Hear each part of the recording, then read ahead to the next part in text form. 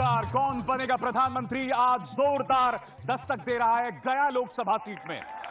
वो गया जहां पर है बौद्ध गया, जहां पर गौतम बुद्ध ने निर्वाण हासिल किया था। मगर इस जनता का मुस्तकबिल ऐसा है कि निर्माण तो कोसों दूर, यहां की जनता बुनियादी सुविधाओं से महरूम है। कौन जिम्मेदार है इसका? आज कौन बनेगा प्रधानमंत्री में हम अपने राजनीतिक प्रतिनिधियों से सवाल पूछेंगे। सबसे पहले परिचय करा दें, यहां से मौजूदा सांसद और बीजेपी की तरफ से हरि मांझी, जनता दल यूनाइटेड के नेता अनुज कुमार सिंह और आरजेडी से रामजी मांझी।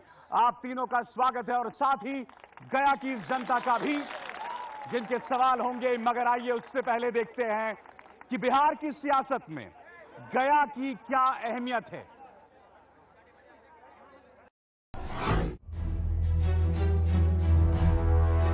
बिहार के 4 बड़े शहरों में से एक गया राज्य का प्रमुख पर्यटन स्थल भी है।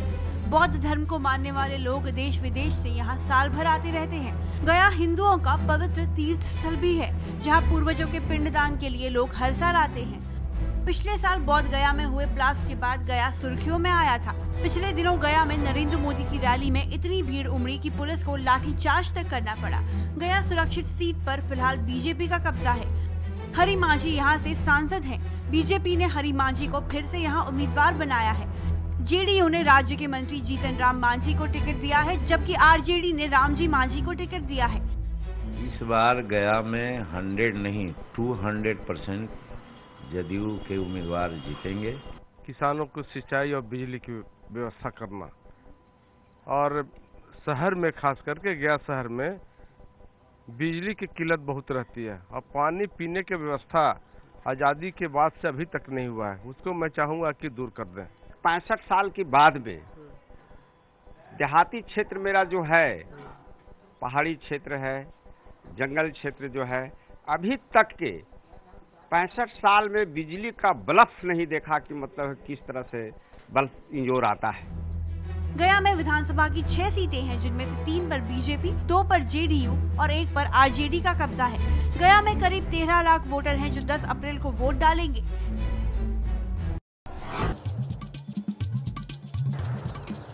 तो आइए गया लोकसभा पर अपनी बहस को शुरू करते हैं और हर बार की तरह अपने तमाम पैनलिस्ट को हम देंगे 20 सेकंड का वक्त कि जनता उन्हें क्यों चुने। सबसे पहले बीजेपी की तरफ से मौजूदा सांसद हरि मांझी साहब, जनता आपको क्यों चुने और आपके 20 सेकंड शुरू होते हैं अब। जनता पूरे भारत देश की बदलाव चाह रही है। जिस तरह से जनता महंगाई से और भ्रष्टाचार से ग्रस्त हो गई है, जनता जो है से केंद्र सरकार की माफ नहीं करेगी। आपने 20 सेकंड अपने बचा लिए। अनुज कुमार सिंह, जनता आपको क्यों चुने और आपके 20 सेकंड शुरू होते हैं अब। माननीय नीतीश कुमार जो हमारे मुख्यमंत्री हैं जनता दल यू के, वो जनता के बीच में काम किए हैं, गरीबों के लिए काम किए हैं। और देहाती क्षेत्र में आप जाके देखें कि माननीय मुख्यमंत्री नीतीश कुमार की किस तरह गरीबों के प्रति और गरीबों के उनके प्रति जो सद्भावना है, इससे हमारे नीतीश कुमार जो नेता हैं वो पूरे बिहार के गरीबों को मान सम्मान दिए हैं। इससे जनता लहर। आपका वक्त खत्म हुआ और अब आरजेडी की तरफ से रामजी मांझी, आप बताइए जनता आपको क्यों चुने और आपके 20 सेकंड शुरू होते हैं अब। हमको जनता इसीलिए चुनेगी, हम सांप्रदायिकता के विरोध में कैंडिडेट हैं, इसलिए हमको जनता चुनेगी। आपने एक शब्द में, एक लाइन में अपनी बात को जोरदार अंदाज से रखा कि सांप्रदायिकता के खिलाफ। हरि मांझी साहब, मुझे बताइए, यहां की जनता महरूम है पानी से। 2 नहर हैं यहां पर, 2 नहर योजनाएं थी, कोयल नहर परियोजना, इसके अलावा तिलैया ढांडा परियोजना, वो अभी भी अधर में लटकी हुई हैं। मैं उसमें आपका योगदान क्यों ना मानूं। आज तिलैया ढांढर परियोजना का मैंने संसद भवन में भी आवाज उठाया, लेकिन जानिए रहे कि केंद्र सरकार कैसी है, अंधा और गोंगी सरकार है, ये सुनती नहीं है। नहीं, आपने पूरी बात नहीं कही, आपने पूरी बात नहीं कही। आपने ये भी कहा था कि मैं जब भी मुख्यमंत्री से मिलने जाता हूं, मुख्यमंत्री हमें वक्त नहीं देते हैं, और ये वो वक्त था जब आपकी और अनुज जी की पार्टी की दोस्ती थी। तो इतने आप मजबूर क्यों हैं। बात सच्चाई है कि मुख्यमंत्री जनप्रतिनिधि को मतलब है कि प्रतिष्ठा नहीं देते हैं, चाहे विधायक रहे चाहे एमपी रहे। ये बात सही है अनुज जी। बिल्कुल गलत है। हमारे मुख्यमंत्री सबको प्रतिष्ठा देते हैं। पूरे विकास उन्होंने बिहार में किया है। विकास मेरा मुद्दा है और वो विकास कर रहे हैं, इसलिए सब जनता उनके साथ है।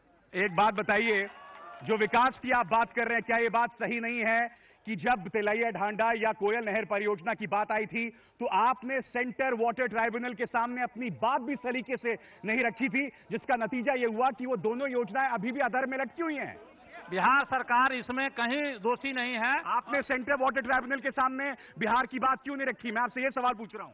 बिहार इसमें कहीं दोषी नहीं है। आपने क्यों नहीं रखी अपनी बात? मेरे बात को मत टालिए। इसमें बिहार कहीं दोषी नहीं है और इसके लिए हमारी सरकार एकदम विजय, आपके जल संसाधन मंत्री कुंभकर्णी नींद सो रहे हैं। बिल्कुल गलत बात है। वो काम कर रहे हैं और जनता के लिए काम कर रहे हैं और लगे हुए हैं लगातार काम करने के लिए। क्या ये बात सही है? लगे हुए हैं लगातार काम करने के लिए? लगे हुए हैं। यहाँ तक बतला रहे हैं नीतीश कुमार जी, यहाँ जब केंद्रीय विश्वविद्यालय की बात आई तो यहाँ जब बनेगा तो हमने यहाँ छाया भी हमारा नहीं जाएगा, इसलिए विकास की बात ये लोग झूठ बोल। हद हो गई साहब, हद हो गई कि अगर ये जिस बात यहाँ हम बता दें कि जिस बात ये कर रहे हैं, सेंट्रल यूनिवर्सिटी की यहाँ स्थापना की बात हो रही थी, तो नीतीश कुमार ने ये बात कही थी कि गया की जनता लार ना टपकाए, लार ना टपकाए।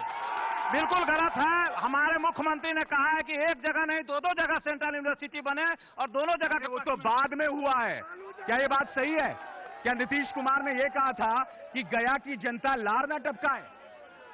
नीतीश जी ने जितना परेशानी हमको डाल दिए, इस तरह से पता नहीं डाले केंद्रीय विद्यालय में। हम बहुत बड़ा परेशान हो गए भैया, इस तरह से परेशान हो गए कि इन्होंने यह विधानसभा और विधानमंडल में पारित करा करके मोतिहारी को दे दिया। हरी मांझी साहब, आप सांसद हैं और सांसद को शोभा नहीं देता इतनी दयनीय हालत बताते हुए। सोचिए जनता की क्या हालत होगी अगर आप इस तरह का रोना रो रहे हैं। नहीं, मैंने अपना बात को रखा, बात को मतलब कपिल सिंपल भी मैंने रखा कि मेरा गया के भी केंद्रीय विद्यालय चाहिए और उन्होंने दिया। इन्होंने बात रखा, ये तो आप पर दोष डाल रहे हैं। बिल्कुल गलत बात है और हमारे मुख्यमंत्री बराबर प्रयासरत थे कि दो जगह नहीं चार जगह बिहार में यूनिवर्सिटी बने और उन्होंने प्रयास किया है और गया में उन्हीं के प्रयासरत से हुआ है। नहीं, मुझे बताइए, 6 में से 5 विधायक जनता दल यूनाइटेड बीजेपी के, जब आप लोग सत्ता में आए थे तब भी यहाँ विकास की ये हालत, आप सांसद भी यहाँ कर, आपके अधिकतर विधायक यहाँ पर, फिर भी ये हालत। हर घड़ी देखिए विकास में मुख्यमंत्री जी हर घड़ी बाधा पहुंचाते हैं, चाहे एमपी लैंड हो चाहे विधायक लैंड हो। अरे आप तो 10 साल से साथ थे, अब आपको ये बात याद आ रही है? मैं 10 साल से साथ था, वो घड़ी अच्छा से काम चल रही थी इनका, लेकिन 6 महीना में चक्कर आ गया। हाँ, नहीं तो एक बात बताइए, क्या ये बात सही है? क्या ये कह रहे हैं कि साहब 6 महीने में विकास नहीं हुआ? 6 महीने में विकास नहीं हुआ। यहाँ तक कि सेंट्रल यूनिवर्सिटी की बात जब आई तो ये लोग दोनों एक साथ थे, अब तलाक जब हो गया है तब कहते हैं कि नहीं होगा। बताइए फिर, मीरा कुमार ने क्यों उद्घाटन किया उस सेंट्रल यूनिवर्सिटी का? नीतीश जी क्यों नहीं आए? क्यों उन्होंने कहा कि मेरी परछाई तक यहाँ नहीं आएगी? नहीं, उनको नहीं बुलाया गया और समय पर उनको बिहार में उनको नहीं बुलाया गया। नहीं बुलाया। बिहार के मुख्यमंत्री हैं वो, निमंत्रण नहीं भूल गए अनुज जी, निमंत्रण नहीं, आप भूल गए। उनको निमंत्रण नहीं दिया गया और उनको नहीं बुलाया गया, इसलिए उन्होंने नहीं आया। उनको ऐसी बात थी? ऐसी बात नहीं है। यहाँ के जनप्रतिनिधि उनसे मिलने के लिए गया था कि आप हमारे यहाँ यूनिवर्सिटी बनाइए, लेकिन नहीं बनाए। हमारे लालू प्रसाद यादव जी जब 2 यूनिवर्सिटी का यहाँ स्थापना किया। मुझे बताइए हरी मांझी साहब, आप सांसद हैं, आप उनपे ठीकरा फोड़ रहे हैं, वो आप पर ठीकरा फोड़ रहे हैं, ये जनता क्यों इसका नुकसान उठाए? देखिए, चाहे जदयू रहे चाहे आरजेडी रहे, ये दोनों एक ही हैं। ये बाहर में मतलब है कि कहेंगे कि मतलब है कि हम लाल झंडा दिखा रहे हैं, आप बताइए, और अंदर में दोनों हरियर दिखाते हैं। अच्छा ये बताइए, ये तो एक है मगर बीजेपी कम है। हम एकदम स्पष्ट हूँ और पूरे मैं बहुमत के साथ मोदी जी का मैं सरकार बनाऊंगा। आप मुझे बताइए, आपका वादा था ना गया को मॉडल शहर बनाने का, वादा था। एक आप मुझे बताइए, अरे हल्ला मत कीजिए, आराम से। मगध कॉलोनी रोड नंबर 11 में किसका पता है? मगध कॉलोनी रोड नंबर 11 में मैं रहता हूँ। हाँ रहते हैं।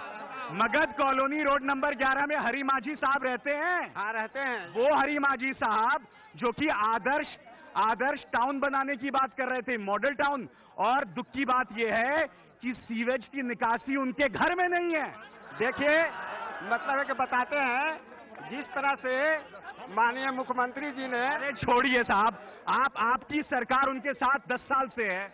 नहीं, 10 साल, हम 6 महीना की बात बता रहा हूँ। अरे 6 महीने से पहले 9.5 साल भूल गई जनता।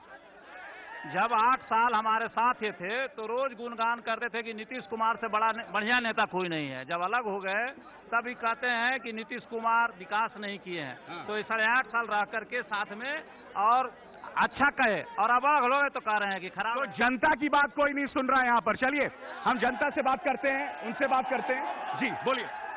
यहाँ गया सर नीतीश कुमार के सरकार में बिन पैसा का कोई काम नहीं होता है सर। इस सरकार में बिना पैसे का अब कोई योजना 2 साल से सब योजना इनकी पड़ी हुई है। और जितना ही आरटीआई लगी हुई है सर, आरटीआई लगी हुई है। टोटल इनका फॉल्स रिपोर्टिंग, लोगों की नाराजगी। सिर्फ पेपर पे ही ये काम होती है, ऐसे सड़क बिजली कुछ नहीं। हाँ हेलो, मेरा हरिबाजी से एक क्वेश्चन है कि पिछले बार एमपी रहे, इस बार उनको क्यों वोट दिया जाए? एक उल्लेखनीय काम बता दें जिसको वोट किया जाए, फिर से पूछेंगे। हरिमांझी सिर्फ लोकसभा चुनाव में दिखते हैं, उसके अलावा कभी नहीं दिखते। इन्होंने इन्होंने पब्लिक का प्रॉब्लम कभी नहीं सुना। ये पानी गया में गंदगी पानी पीने पर दिवस है जनता, एक जनता पानी। सीवेज के पानी और पीने के पानी में कोई फर्क नहीं है। मेरा 12 घंटे बिजली नहीं रहती है। मेरा क्वेश्चन जदूरी से है कि वो किस नैतिकता से हमसे वोट मांगने आते हैं। उनके मुख्यमंत्री बोले थे 17 अक्टूबर 2:20 में प्रेस कॉन्फ्रेंस में कि 24 घंटा लाइट आएगा तब वोट मांगने आएंगे। आज क्यों वोट मांगने आते हैं जदूरी? बिल्कुल जोरदार बात है। जी बोलिए। अधिकार जी, मैं पूछना चाहता हूं कि क्या आरजेडी के पास या जेडीयू के पास कोई वाटर का प्लान है? पानी जनता को दे सकेंगे अगर इनको मैं जिता दूं तो? आज तमाम मुद्दे हैं। जी मेरा कहना है कि 30 वर्षों से गया में बीजेपी के विधायक हैं, 5 साल से सांसद हैं, 9 साल तक सरकार जेडीयू के साथ मिलकर चला है, लेकिन गया का एक मच्छर को भी नहीं भगाए। बताइए साहब, बताइए आराम, बताइए हरी माझी साहब, ये सवाल सीधे जनता से आ रहे हैं। सवाल ये है कि आप विधायक यहाँ पे इतनी मजबूत स्थिति, फिर भी इतनी बदतर हालत, बुद्ध के निर्वाण की तो ख्याल कर लिया होता। बुद्ध के निर्माण के तो मैं ख्याल किया, और बार वक्त हम केंद्र सरकार में। अरे भाई तुम्हारा मुंह है, तुम बोल सकते हो, है ना? अच्छा सवाल यहाँ पर यह भी है, रामजी माझी साहब मुझे बताइए कि आरजेडी और कांग्रेस का गठबंधन है, रामविलास पासवान, सुनिए ना, रामविलास पासवान और मोदी एक मंच पर आए, दोनों ने रैली की। हाँ ये बताइए राहुल गांधी को लालू के साथ एक मंच पर आने में क्यों शर्म आ रही है? कोई सर शर्म की बात नहीं है, लालू नहीं, शर्म की बात नहीं है। ये लोग दोनों एक मंच पर आएंगे, आज या कल आएंगे ही। अरे छोड़िए ना, अरे चुनाव निकला जा रहा है, चुनाव निकला जा रहा है, अब तक आप लोगों ने एक साथ रैली नहीं की। चुनाव निकला नहीं जा रहा है, अभी चुनाव 2 महीना तक चलेगा। क्या आप वादा करते हैं कि राहुल गांधी और लालू यादव एक मंच पर आएंगे? मंच पर आएंगे, निश्चित रूप से आएंगे। क्या शर्म आती है लालू यादव और राहुल गांधी को लालू यादव के साथ आने में? अब इनकी पार्टी का चीज है और दोनों मिल के लड़ रहे हैं, अभी दोनों का समस्या है, अपना ही लोग समझे।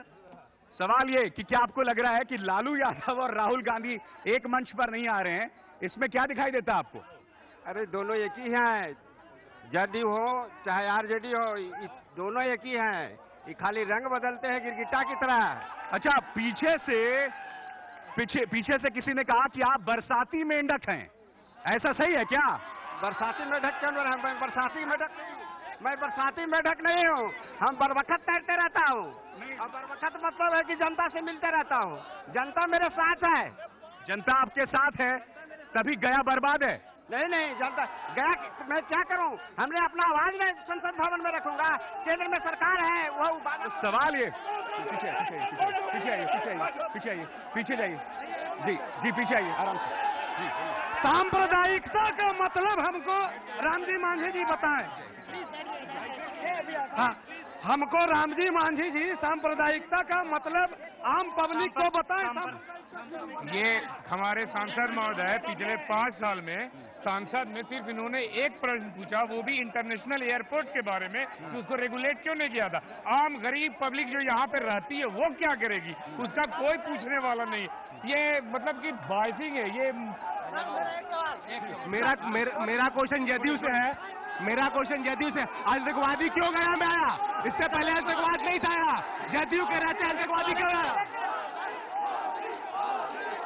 तो हर बार जैसे कि होता है नारेबाजी शुरू हो जाती है लोगों की। सवाल यहां पर यही है, हरी माझी साहब, हम देख रहे हैं मोदी मोदी के नारे शुरू हो गए। हम ये क्यों ना कहें कि बीजेपी के पास इसके अलावा कुछ नहीं है बिहार में देने को। जी देखिए, बीजेपी तो चुनाव जीतेगी ही, इसमें कोई बात नहीं है। और बीजेपी के आसपास सरकार हो जाएगी तो चरमुखी विकास होगी। नहीं, मगर सवाल ये है कि जब बहस करने को रह नहीं जाती तो ये नारेबाजी शुरू हो जाती है। ये तो गलत है, नारेबाजी नहीं होनी चाहिए। क्या आपको लगता है कि बीजेपी के पास सिवाय मोदी नारे के कुछ और नहीं है?